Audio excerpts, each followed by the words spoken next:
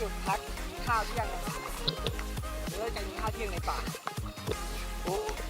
น้ำแรงมากเรื่อยนะครับเสียงข้างหลังข้างหน้าเรา